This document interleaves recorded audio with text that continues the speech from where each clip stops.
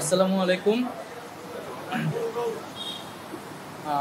আজ দুপুর ১টার সময় আমাদের প্রধান উপদেষ্টা কার্যালয় যমুনাতে আমাদের উপদেষ্টা পরিষদের একটা অনানুষ্ঠানিক বৈঠক ছিল এবং এই বৈঠকে আমি আমার একটা ব্যক্তিগত বিষয়ে আলোচনা করেছি এবং আলোচনা সাপেক্ষে আমি প্রধান উপদেষ্টা বরাবর আমার পদত্যাগপত্র জমা দিয়েছি। আমার যেই দুটি মন্ত্রণালয় ছিল, তথ্য ও সম্প্রচার এবং ডাক, টেলিযোগাযোগ এবং তথ্য প্রযুক্তি, দুইটি মন্ত্রণালয়ের দায়িত্ব থেকে আমি ইস্তফা দিয়েছি।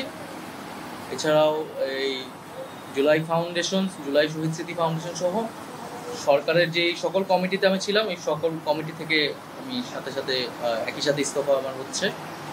তো মূলত একটি গণ অভ্যুত্থানের প্রেক্ষিতে ৮ই আগস্ট আমরা গণ অভ্যুত্থানের প্রতিনিধি হিসেবে প্রথমে ২ জন এবং পরবর্তীতে আরও একজন ৩ জন অন্তর্বর্তী সরকারে দায়িত্ব নেই অন্যান্য উপদেষ্টাবৃন্দের সাথে। তখন দেশের জাতীয় নিরাপত্তা এবং গণ অভ্যুত্থানের আকাঙ্ক্ষা বাস্তবায়নের লক্ষ্যে আমাদের সেই সময় দায়িত্ব গ্রহণ করাটা আমাদের কাছে মনে হয়েছিল যৌক্তিক। গত ৬.৫ মাসের প্রেক্ষিতে সরকার কাজ করছে, হয়তো আমরা আশানুরূপ ফলাফল এখনো পাইনি, কিন্তু আমার কাছে মনে হয়েছে যে সরকারের একটা স্ট্যাবিলিটিতে সরকার এসেছে এবং ব্যক্তিগতভাবে সরকারের বাইরে যে দেশের বর্তমান যে পরিস্থিতি, সেই পরিস্থিতিতে একটি রাজনৈতিক শক্তির উত্থানের জন্য আমার রাজপথে থাকা প্রয়োজন, ছাত্র জনতার কাতারে থাকা প্রয়োজন এবং আমরা যে গণতান্ত্রিক পরিবর্তনের আকাঙ্ক্ষা করি, সেই আকাঙ্ক্ষার জন্য এবং আমার যে গণ অভ্যুত্থানে যে ছাত্র জনতা অংশগ্রহণ করেছে সেই শক্তিকে সংহত করতে আমি মনে করেছি যে আমার সরকারের থেকে আমার সরকারের বাইরে রাজপথে আমার ভূমিকা বেশি হবে এবং আমার বাইরে যারা আমাদের সহযোদ্ধা রয়েছেন তারাও এটি চান এবং সেই প্রেক্ষিতে আমি মূলত আজকে পদত্যাগপত্র জমা দিয়েছি। তো গত ৬ মাসে আমি আমার জায়গা থেকে চেষ্টা করেছি কাজ করে যাওয়ার। ২টি মন্ত্রণালয়ের বাইরেও অনেক অতিরিক্ত দায়িত্ব আমাদের পালন করতে হয়েছে।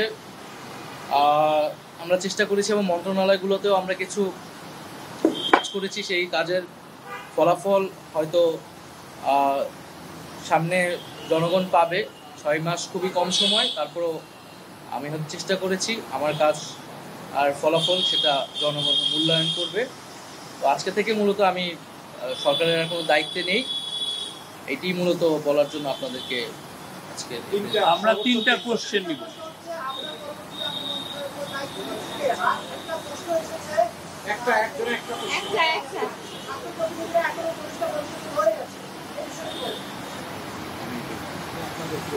আমার পরে দায়িত্ব নিবে এটা আসলে ক্যাবিনেটে, পরবর্তীতে এটা ক্যাবিনেট ঠিক করবে, উপদেষ্টা পরিষদে ঠিক করবে। আর আমি আমার জায়গা থেকে মনে করেছি আমার বাইরের প্রয়োজন, বাট এখনও আমাদের গণ অভ্যুত্থানের আকাঙ্ক্ষা তো বাস্তবায়িত হয়নি। বিচার এবং সংস্কারের যে প্রতিশ্রুতি নিয়ে এই সরকার গঠিত হয়েছিল, ছাত্ররা এসেছিল, সেই প্রতিশ্রুতি পূরণে অন্য যে ২ জন রয়েছে তারা মনে করছে তাদের সরকারে এখনও দায়িত্ব রয়েছে, তারা এখনও সরকারে থেকেই জনগণকে সার্ভ করবে।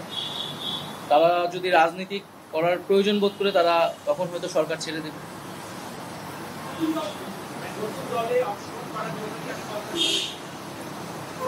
হ্যাঁ, নতুন যে রাজনৈতিক শক্তি এবং দল গঠন হচ্ছে, আমি সেখানে অংশগ্রহণ করতে আমার অভিপ্রায় আছে এবং জনগণের সাথে মিশে আবারও জনগণকে ঐক্যবদ্ধ করা এবং আমাদের যে গণ অভ্যুত্থান এর যে প্রতিশ্রুতি সেটা বাস্তবায়নে মাঠে থেকে কাজ করার লক্ষ্যেই আমি সরকার থেকে পদত্যাগ করছি। লাস্ট কোশ্চেন তাজওয়ার,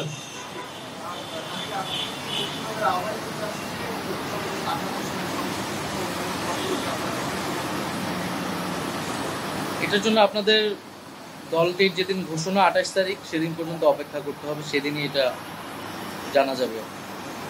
নারীদের মধ্যে থেকে একটা কোশ্চেন নিব। নারী কেউ আপনি সাজেদা জি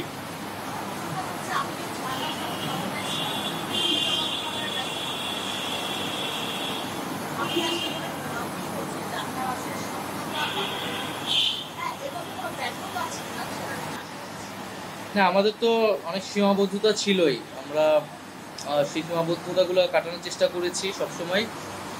এবং এখানে সীমাবদ্ধতা ছিল, আমলাতান্ত্রিক জটিলতা ছিল। আমরা এসে এই ব্যুরোক্রেসিকে যেভাবে পেয়েছি, এখানে পুলিশ যে তার আত্মবিশ্বাসের ঘাটতি হয়েছে আন্দোলনের পরে, এবং একই সাথে এখানে এই জুলাই গণহত্যাকারীদের, জুলাইয়ের যারা গণহত্যাকারী তাদেরকে গ্রেফতারের বিষয়টা, বিচারের বিষয়টা, সেই বিষয়ে আমাদের আহ, আহ, আমাদের কিছু সীমাবদ্ধতা থাকা সত্ত্বেও আমরা কাজ করেছি। আমি জনপ্রশাসন কমিটির একটা দায়িত্বে 2 সপ্তাহের মতো ছিলাম।